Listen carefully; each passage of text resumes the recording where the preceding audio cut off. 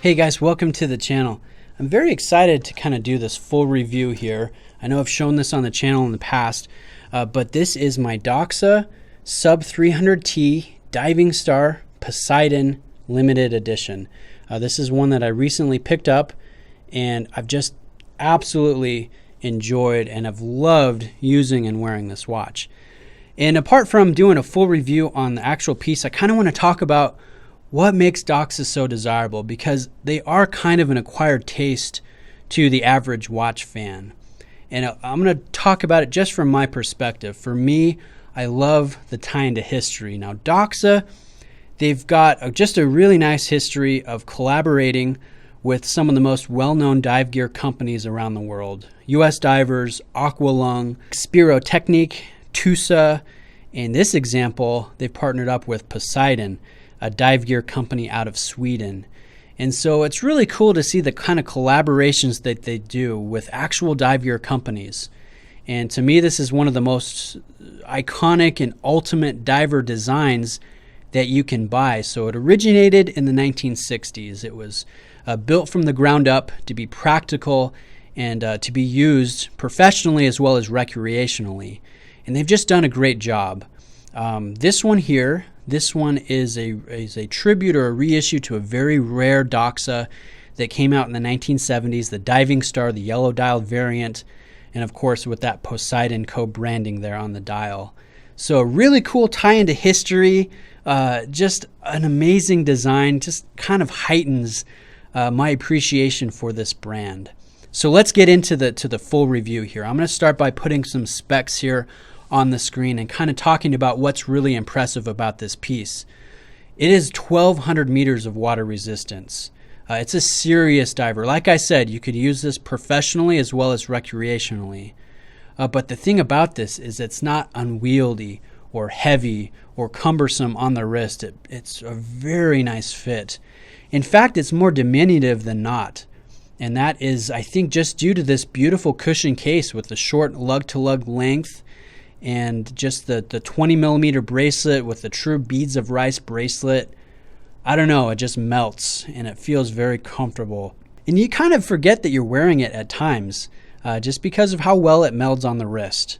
So I really like that. You know, it has the tech specs, the impressive technical aspects, but it's not cumbersome like some of these massive divers can be that carry, 1,000 meter plus of water resistance. Now let's take a look at the dial. Let's go in on a macro level.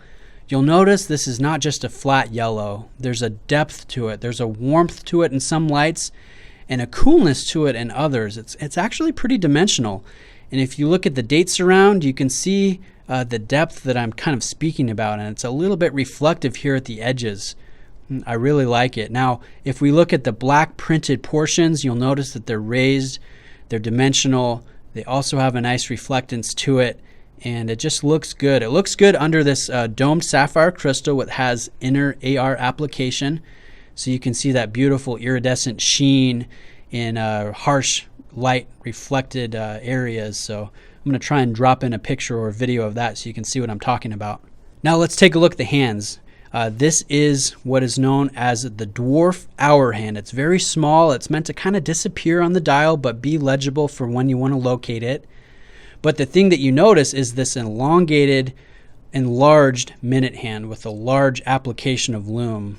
That's the important hand when you're diving. You want to see that in relation to your elapsed timer and your US Navy no decompression scale that's on the outer portion done in yellow. So really nice, again, dimensional, reflective. You can see there's some just good presence about it. And notice that minute hand, how it even goes past your hour markers all the way to the end of the dial. That's so nice. And if you look at the portion where it attaches to the stem, everything's squared off and it kind of ties in well with the lume pip on the seconds hand. So just nice attention to detail, nice execution of the dial. Now I'm going to talk about one of my favorite things about the watch, and that's the bezel action. Doxa is unbeatable at this price point for bezel action. It's one of the nicest bezels that you can buy. Now notice the grip here. We have a sawtooth style grip with large notches and then small notches. That texture is also replicated on the crown, but here is the action. Just really precise, very nice clicks, very easy to operate. Oh, it's great. This is easily the best bezel at the price point. Really well done. And I like the bicolor finish. You know, you've got your polished outer ring, your brushed inner ring. It does play with the light very well. It's a beauty. It's really good. Now let's talk about the movement. We have an ETA 2824-2 that's in here. So really nice, respected movement that Doxa does regulate. Normally, their limited edition 300 models are COSC certified, and actually the watch will come with the results of that testing. This one here, the Divingstar, is limited to 500 units, and they didn't send these in for COSC certification. So they're just regulated, and you're going to get nice accuracy results similar to COSC spec, but you won't have that actual certification like you would find on their limited 300 models, the Professional, the Shark Hunter, and the Sea Rambler. I'm getting about plus 4 seconds a day on my example, and I'm pretty pleased with that. So lastly, let me show you this strap here. This is an isofrane strap. It's yellow. It matches that dial so well. I'll drop in some video. This is really cool. Isofrane, if you're not familiar with them, they make some really high quality rubber straps, and I included it in this video because they were very big in the 1960s and 1970s. In fact, a black isofrane was the stock strap on the Omega Proplof, which is really cool. It's something that I didn't learn until recently. So I think it's a perfect pairing with this Divingstar, this retro Divingstar from, the design is from the same era. And it just looks awesome together. So anyways, I wanted to show you guys that. Just a really fun pairing of two retro designs that are really high quality.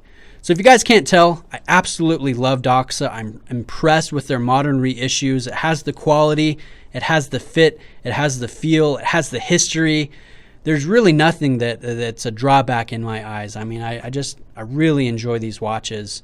They're a joy to wear. I love the beads of rice. I love the retro factor. I love that they're kind of an acquired taste and you don't see them on everybody's wrist. To me, that's just kind of an added draw. So I'm enjoying my Divingstar. It's a great watch. Let me know if you guys have any questions, and I will be featuring more Doxas on the channel in the future. So I appreciate you guys taking the time to watch, and I'll see you in the next video. Cheers.